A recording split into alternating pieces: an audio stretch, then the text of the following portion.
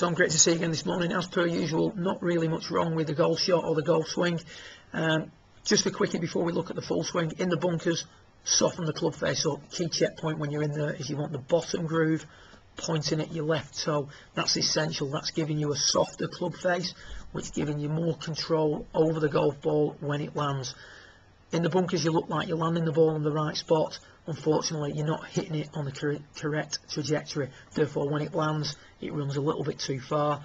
Consequently, you tend to back up on it a little bit, catch it heavy, again, comes out a little bit weak, and then doesn't land on your right spot. So you're always a little bit too short or a little bit too long. As you can see, when you open the club face up more, you landed on the spot that you wanted to, and you got the reaction that you wanted when it landed on the green.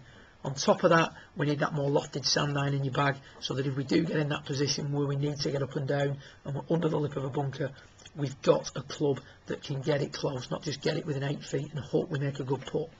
Having said that, looking at your full swing and relating it to the pull that you've been hitting, the one thing I noticed today more than ever is that your takeaway appears a little bit more outside the line than would be normal. See there, just a little bit of a move outside the line. So that just needs protecting. If we can put something, an obstacle, head cover or a bottle of water or something in that sort of area, just to encourage us to take it back a little bit less on the outside, a little bit more on line, you can see there you'd have hit the bottle, then that's going to produce a little bit flatter position at the top and allow you to attack it from the inside a little bit easier. Having said that, you can see as you come into impact, the line of your shoulders is just fractionally open. And naturally, with your good release, you're going to pull that one down the left a little bit more than you like.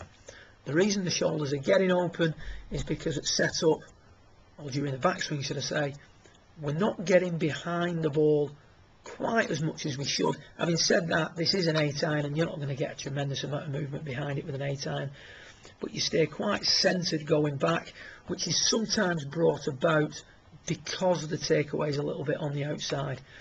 Problem you now have is that you're going to get on top of or ahead of that triangle a little bit too early. You can see there's too much of a move on top of the golf ball, so we get a little bit ahead of it, then release it, pull it left. If we get ahead of it and don't release it, we hit that weak popped up one to the right that can get you in quite a lot of trouble when you're going into shorter par 3s, as you experienced on the 9th over the last few rounds.